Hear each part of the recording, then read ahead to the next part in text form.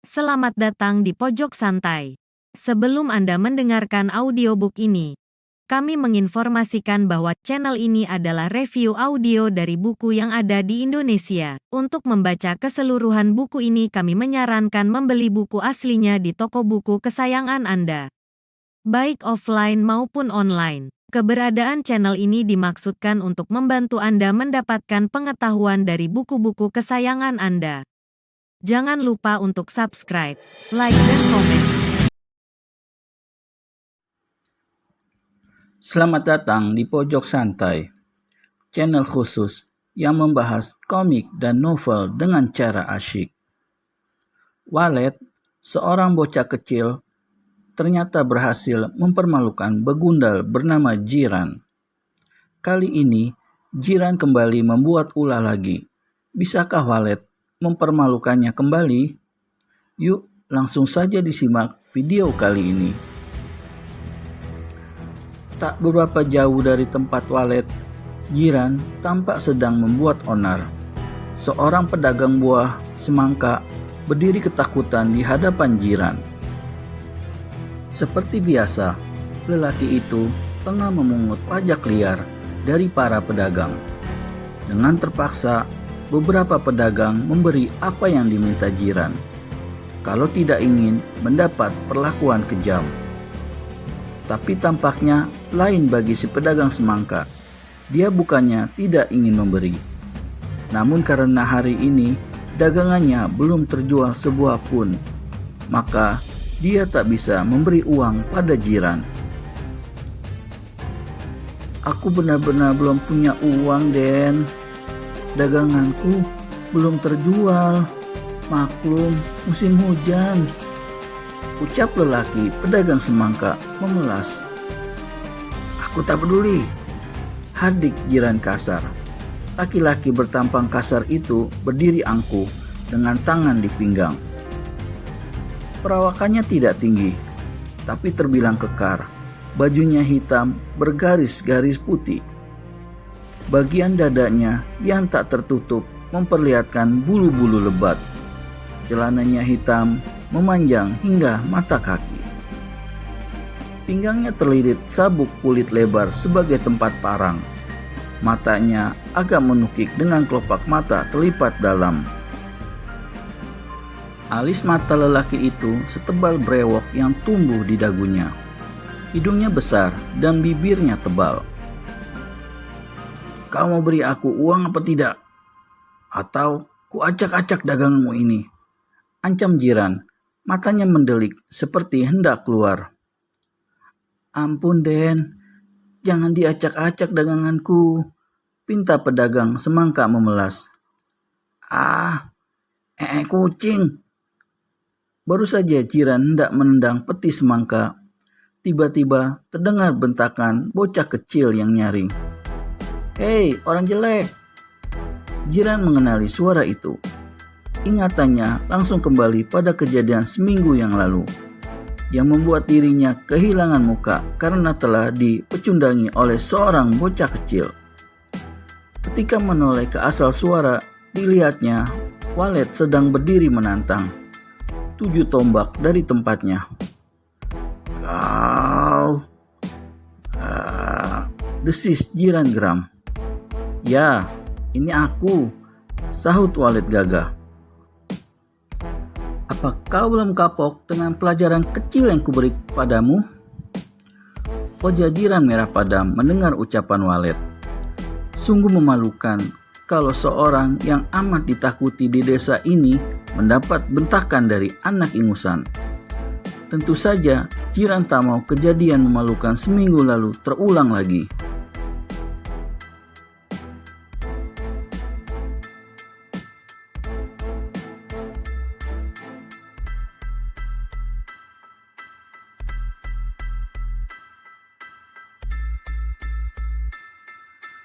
Mau apa kau, bocah jelek? Kata Jiran dingin dan datar. Tak terlihat tanda-tanda kalau laki itu takut terhadap Walet. Tampaknya dia sudah siap menghadapi keanehan yang mampu diperlihatkan si bocah ajaib. Tak banyak yang ku mau, ucap Walet. Aku hanya ingin kau tak mengusik-usik para pedagang lagi. Apa? Kau mimpi, bocah? Oh tidak, justru aku akan menjadi mimpi burukmu kalau kau tidak mau pergi dari sini, ancam Walet tanpa kenal rasa takut sedikit pun. Oh, kau mau memperlihatkan kebolehanmu bermain sihir padaku? Silakan. Kau pikir aku akan tertipu lagi? Ledek Jiran mencibir. Walet melangkah lebih dekat ke arah Jiran. Tak ada kesan keraguan-raguan pada gerak kakinya. Bahkan matanya menatap lurus-lurus ke mata Jiran yang mampu membuat ciut nyali para penduduk lain. Kau menduga aku tidak bisa menipumu lagi seperti waktu itu? Benar, aku tidak bisa menipumu lagi, tapi aku akan membuatmu lari terkencing-kencing. Lelaki bernyali kodok. Cemooh Walet berusaha memancing kegusaran lawannya. Jiran terpancing, tapi tampaknya belum cukup untuk membuatnya kalap. Hanya saja wajahnya yang terlihat makin terbakar merah dan tangannya terus meremas-remas gagang parang. Nah, lebih baik kau segera pergi dari sini. Kau tak mau kujadikan kodok buduk kan? Cecar Walet lebih keterlaluan. Kali ini cemoohannya berhasil mencungkil harga diri Jiran. Lelaki bertampang sangar itu merasa ubun-ubunnya hendak dijebol aliran darah panas yang mendadak mendesir keras.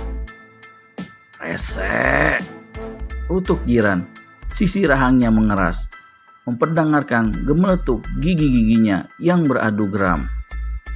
Kucincang kau, bocah jelek. Kau mau cincang aku? Ayo, cincang bagian mana yang kau suka? Tantang Walet seraya mengangkat dagu tinggi-tinggi. Bagi bocah itu, bersikap angkuh pada manusia bejat seperti Jiran memang mesti dilakukan. Orang yang tak pernah memperlakukan manusia seperti manusia, pantas diperlakukan layak anjing geladak. Siap! Berbarengan satu lengkingan merobek angkasa, Jiran meluru ke arah bocah kecil itu. Tak ada lagi rasa malu menghadapi lawan yang jauh lebih kecil darinya. Karena pada dasarnya dia sendiri memang sudah tak punya rasa malu lagi. Parangnya menciptakan bunyi yang menggidikan manakala ditarik dari pinggangnya.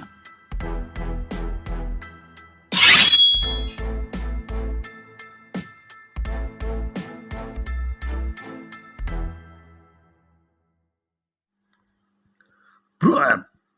Satu tebasan dilepaskan Jiran dengan kejamnya. Senjatanya yang setiap hari diasah itu berkelebat di udara bersama sinar pantulan matahari. Leher kecil bocah ajaib itu adalah sasaran pertama.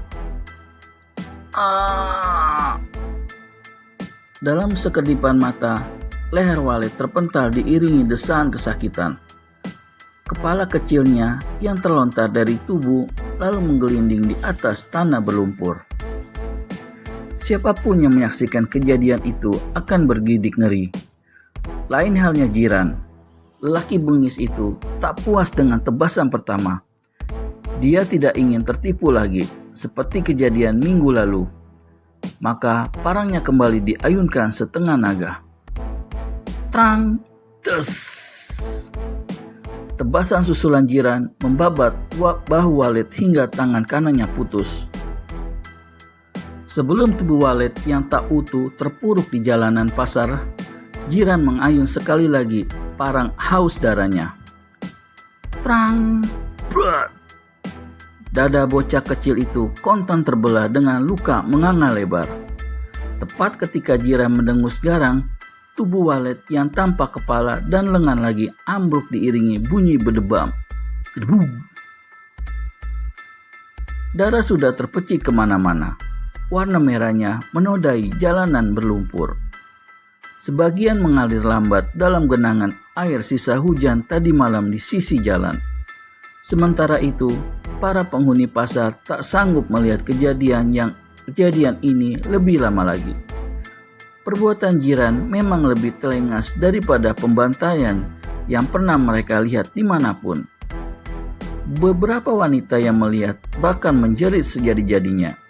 Bahkan ada yang langsung tak sadarkan diri menyaksikan kebiadaban ini. Tak lama, dari balik kerumunan, seseorang menyeruak. Langsung ditubruknya tubuh Walet yang mengenaskan. Lelaki kebodoh-bodohan itu adalah Sentana yang begitu akrab dengan Walet. "Walet, Walet!" seru Sentana sesegukan sambil menekap Sentana menangis meraung-raung seperti anak kecil kehilangan boneka kesayangan. "Ini salahku, Let.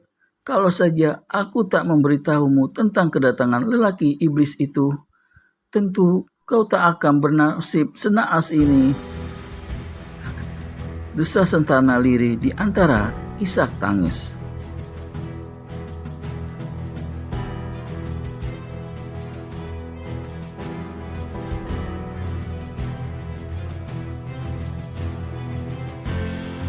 Sementara itu, Jiran berdiri sombong tak jauh dari tempat Sentana.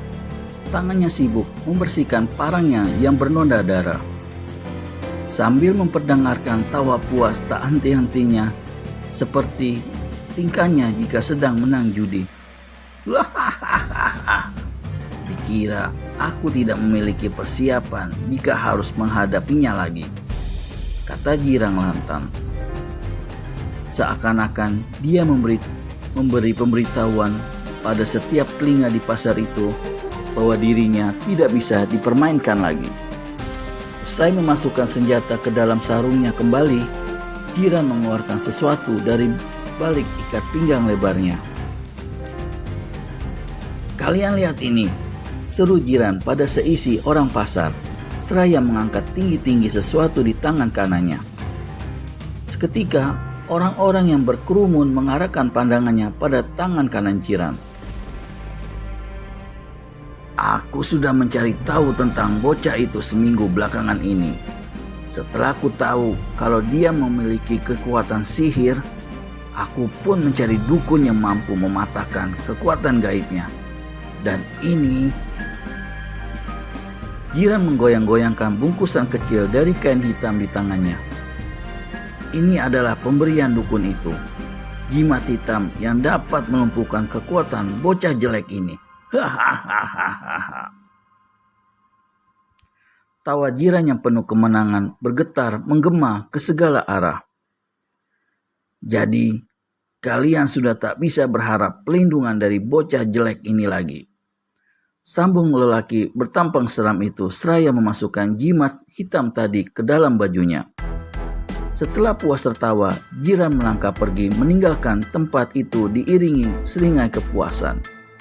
Tinggal penghuni pasar dan Sentana yang terus menangisi kemalangan nasib Walet. Bagaimana kelanjutan si pembuat onar Jiran tanpa ada kehadiran Walet? Temukan jawabannya di video selanjutnya hanya di channel Pojok Santai. Segera subscribe dan tekan tombol lonceng untuk mendapat notifikasi video terbaru dari kami.